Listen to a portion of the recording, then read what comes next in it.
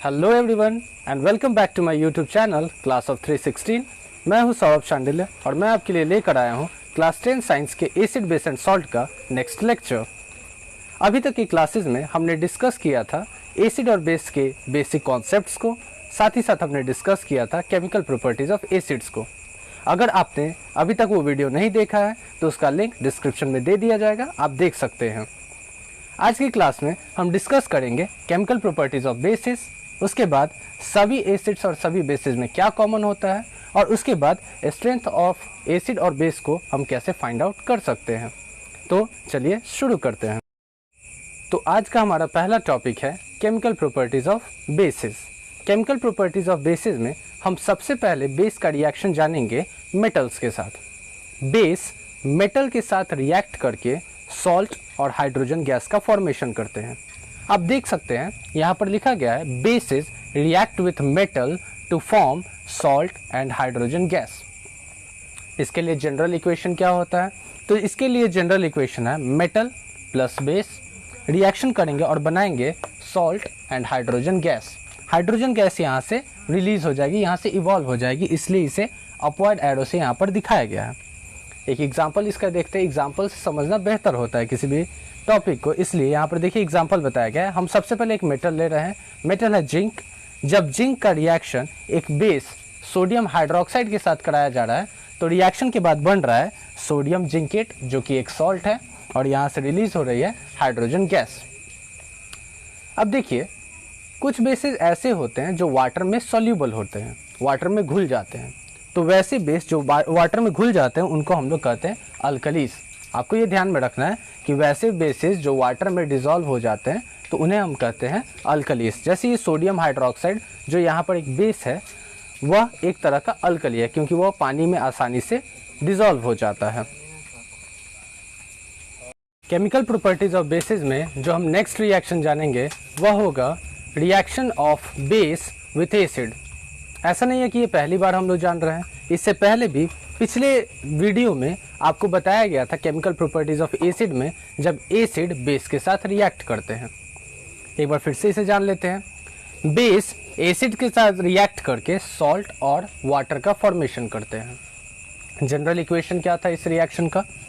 Acid plus base reaction के बाद बनाते हैं सॉल्ट प्लस वाटर। एक एग्जाम्पल इसका HCl जो कि एक एसिड है, वह जब एक बेस के साथ NaOH के साथ रिएक्ट कर रहा है तो रिएक्शन के बाद एक सॉल्ट बना रहा है NaCl और साथ ही साथ बन रहा है वाटर। देखिए ये सॉल्ट और वाटर जो बनता है ये न्यूट्रल सब्सटेंस होता है, इसलिए इस रिएक्शन को हम लोग न्यूट्रलाइजेशन रिएक्शन भी कहते हैं। न्यूट्रलाइजेशन रिएक्शन के बारे में बताया गया था कि यह एक तरह का डबल डिस्प्लेसमेंट रिएक्शन है। कहने का मतलब है यहाँ पर आयंस का एक्सचेंज होता है। जैसे हम देख सकते हैं HCl का जो क्लोरीन है और सोडियम हाइड्रोक्साइड का जो ये हाइड्रोक्साइड आयन है ये आपस में इसकी अदला बदली हो गई है, और अदला बदली होने के कारण अब ये Cl आ चुका है Na के साथ और बना दिया NaCl। ये OH चला गया है H के साथ और मिलकर बना दिया है H2O। Chemical properties of basis में अब हम जो लास्ट रिएक्शन जानेंगे वह रिएक्शन होगा reaction of bases with non metallic oxide. Bases का रिएक्शन नॉन मेटेलिक ऑक्साइड्स के साथ। Non metallic oxides are acidic in nature. Non metallic oxides के बारे में बताया गया कि वह एसिडिक इन नेचर होते हैं, यानी कि वह एक्वस सॉल्यूशन में एसिड की तरह बिहेव करते हैं, और अगर उन्हें हम लोग ब्लू लिटमस पेपर पर डालेंगे तो वो ब्लू लिटमस पेपर को रेड में चेंज कर देंगे, जो एसिड की एक खासियत है। तो non metallic oxides react with bases to form salt and water. It is a type of neutralisation reaction. तो इसलिए क्या कहा जा रहा है, अगर ये एसिडिक नेचर के हैं तो इनका रिएक्शन तो निश्चित है कि बेस से ही होगा, और नॉन मेटेलिक ऑक्साइड जब बेसिस से रिएक्ट करते हैं तो रिएक्शन करने के बाद बनाते हैं सॉल्ट एंड वाटर। यह एक तरह का न्यूट्रलाइजेशन रिएक्शन ही होता है क्योंकि यह होता है एसिडिक नेचर का, और ये जब रिएक्शन करेगा बेस के साथ तो बनाएगा सॉल्ट एंड वाटर जो कि न्यूट्रलाइजेशन रिएक्शन के प्रोडक्ट होते थे। जनरल इक्वेशन आप देख सकते हैं यहाँ पर, non metallic oxide plus base reaction के बाद बनाता है सॉल्ट एंड वाटर। एक एग्जांपल इसका नॉन मेटेलिक ऑक्साइड आप देख सकते हैं, उसके जगह पे यहाँ पर यूज़ किया जा रहा है कार्बन डाइऑक्साइड। कार्बन एक नॉन मेटल है और उसके ऑक्साइड को हम लोग नॉन मेटलिक ऑक्साइड कहेंगे, और नॉन मेटलिक ऑक्साइड है तो ये एसिडिक नेचर का है। इसका रिएक्शन जब एक बेस से किया जा रहा है, कैल्शियम हाइड्रोक्साइड एक बेस है, जब इन दोनों का रिएक्शन हो रहा है तो रिएक्शन के बाद बन रहा है एक सॉल्ट जिसका नाम है कैल्शियम कार्बोनेट, और साथ ही साथ बन रहा है वाटर। तो ये था रिएक्शन बेसिस का नॉन मेटलिक ऑक्साइड्स के साथ। अब हम जानेंगे कि सभी एसिड्स और सभी बेसिस में क्या कॉमन होता है। सभी एसिड्स वाटर में डिसॉल्व होने पर H+ आयन रिलीज करते हैं, और आपको ये बता दें कि इस H+ आयन के कारण ही कोई भी कंपाउंड अपना एसिडिक प्रॉपर्टी शो करता है। जब तक ये H+ आयन नहीं आएंगे कोई भी एसिड अपने एसिडिक प्रॉपर्टीज को शो नहीं कर सकता। तो देखिए, all acids produce H+ ions when dissolved in water. सभी एसिड्स वाटर में डिसॉल्व होने पर H+ आयन रिलीज करते हैं। लेकिन ऐसा नहीं है कि वैसे कंपाउंड्स जिसमें हाइड्रोजन मौजूद हो वो H+ आयन रिलीज करेंगे ही, ऐसा नहीं होता। एसिड्स ही ऐसे कंपाउंड्स होते हैं जो वाटर में डिसॉल्व होने पर H+ आयन रिलीज करते हैं, नहीं तो बाकी भी बहुत सारे ऐसे कंपाउंड्स होते हैं जिनमें हाइड्रोजन मौजूद तो होता है लेकिन फिर भी वह हाइड्रोजन को रिलीज नहीं करते, हाइड्रोजन उससे सेपरेट नहीं हो सकता, जिसके कारण वह एसिड की तरह बिहेव नहीं कर पाते। और एसिड्स ऐसे होते हैं जो तुरंत ही अपने हाइड्रोजन को अपने से सेपरेट कर देते हैं। वही यहाँ पर बताया जा रहा है, it should be noted that all hydrogen containing compounds are not acidic in nature as their hydrogen ions does not separate out. Only hydrogen present in acids separate out in the form of H+ ions. H+ converts into H3O+ in water. देखिए, ये H+ ion जब acid release करते हैं water में, तो water में release करने के बाद वो कन्वर्ट किस में हो जाते हैं? वो कन्वर्ट हो जाते हैं H3O+ आयन में, यानी कि हाइड्रोनियम आयन में। अब बेसिस में क्या कॉमन होता है? सभी बेसिस लीजिए आप, चाहे वो स्ट्रॉन्ग बेस लेते हैं या वीक बेस लेते हैं, सभी बेसिस में कॉमन क्या होता है कि वाटर में डिसॉल्व होने पे वे सभी OH- आयन रिलीज करते हैं। All basis produce hydroxide ion when dissolved in water. अब देखिए, एक यहाँ से बात समझ में आनी चाहिए आप सभी को कि एसिड्स भी आयन रिलीज कर रहे हैं, सभी बेसिस भी आयन रिलीज कर रहे हैं, तो ये सभी एक्वस सॉल्यूशन में इलेक्ट्रिसिटी को कंडक्ट करेंगे, क्योंकि इलेक्ट्रिसिटी तभी कंडक्ट हो पाता है जब चार्जेस फ्लो करते हैं।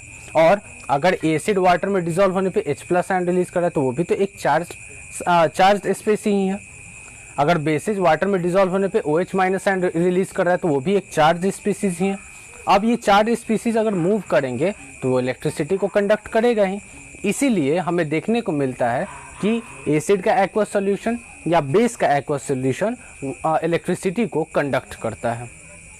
तो अब हमारा अगला टॉपिक होगा strength of acid and base, हम लोग कैसे फाइंड आउट करते हैं। एसिड और बेस के स्ट्रेंथ को फाइंड आउट करने के लिए सोरेनसन के द्वारा 1909 में एक स्केल डेवलप किया गया, जिसमें हाइड्रोजन आयन की कंसंट्रेशन को मेजर करके हम यह बता सकते हैं कि कोई भी एसिड या बेस स्ट्रॉन्ग है या वीक। उस स्केल को हम लोग कहते हैं pH स्केल। अब देख सकते हैं, the scale which is use to find out the strength of acidic as well as basic solution with the help of H+ ion concentration is called pH scale. This scale was developed by Sorensen in 1909. ये जो pH scale होता है ये normal एक scale की तरह ही होता है, जिस पर 0 से लेकर 14 तक की मार्किंग होती है और इसमें कोई यूनिट नहीं होता है। जैसे हम जानते हैं कि लेंथ का यूनिट मीटर होता है, लेकिन pH वैल्यू में कोई यूनिट नहीं होता। pH वैल्यू में अलग अलग जो वैल्यूज़ होती हैं वो अलग अलग तरह की सब्सटेंसेस को असाइन की गई हैं। जैसे न्यूट्रल सब्सटेंसेस होते हैं, उनकी pH वैल्यू एग्जैक्टली 7 होती है या फिर 7 के करीब करीब पास में। एसिड्स जो होते हैं उनकी pH वैल्यू 7 से कम होती है। और आपको ये बता दें कि कोई एसिड जितना ज़्यादा स्ट्रॉन्ग होगा उसकी pH वैल्यू उतनी ही ज़्यादा कम होगी। देख सकते हैं आप, acids have a pH less than 7। More acidic a solution it's pH will be lower, यानी कि जितना ज़्यादा एसिडिक एक सॉल्यूशन होगा उसका pH वैल्यू उतना ही कम होगा। यानी कि एक तरह से हम लोग कह सकते हैं कि एसिडिक स्ट्रेंथ और पीएच वैल्यू एक दूसरे से इन्वर्सली प्रोपोर्शनल होते हैं। यानी कि हम पीएच बढ़ाएंगे तो किसी भी सब्सटेंस का एसिडिक स्ट्रेंथ घटेगा और पीएच घटाएंगे तो किसी सब्सटेंस का एसिडिक स्ट्रेंथ बढ़ेगा। सिमिलर वे में बेसिस को जो पीएच वैल्यू असाइन किया गया है वो 7 से ज़्यादा, 7 से लेकर 14 तक का जो वैल्यू है वो बेसिस को असाइन किया गया है। जितना ज़्यादा कोई सॉल्यूशन बेसिक होगा उसका पीएच वैल्यू उतना ही हाई होगा। कहने का मतलब ये हुआ कि बेसिक स्ट्रेंथ और पीएच वैल्यू एक दूसरे से डायरेक्टली प्रोपोर्शनल होते हैं। यानी कि अगर हम पीएच वैल्यू बढ़ाएंगे तो बेसिक स्ट्रेंथ भी बढ़ेगा, अगर पीएच वैल्यू घटाएंगे तो बेसिक स्ट्रेंथ घटेगा। अब देखिए पीएच वैल्यू अकेले कुछ नहीं कर पाता। पीएच वैल्यू को अगर हमें फाइंड आउट करना है तो उसके लिए हमें क्या करना होता है, सबसे पहले यूनिवर्सल इंडिकेटर में एसिड या बेस को डालकर उसके कलर को कंपेयर करना पड़ता है पीएच स्केल से। तो ये यूनिवर्सल इंडिकेटर होता क्या है? It is a mixture of many different indicators which give different colours at different pH values of entire pH scale. Universal indicator बहुत सारे इंडिकेटर्स का मिक्सचर होता है जो किसी एसिड या बेस के मिक्स करने पर कोई खास तरह का रंग दिखाता है, जिसे हम लोग पीएच स्केल से कंपेयर करके पता करते हैं कि उस सब्सटेंस का पीएच वैल्यू कितना है। आप देखेंगे पीएच स्केल को तो 0 से लेकर 14 तक डिफरेंट कलर्स का बैंड उसमें होता है। और यूनिवर्सल इंडिकेटर में जब हम एसिड या बेस को डालते हैं तो यूनिवर्सल इंडिकेटर का कलर चेंज हो जाता है।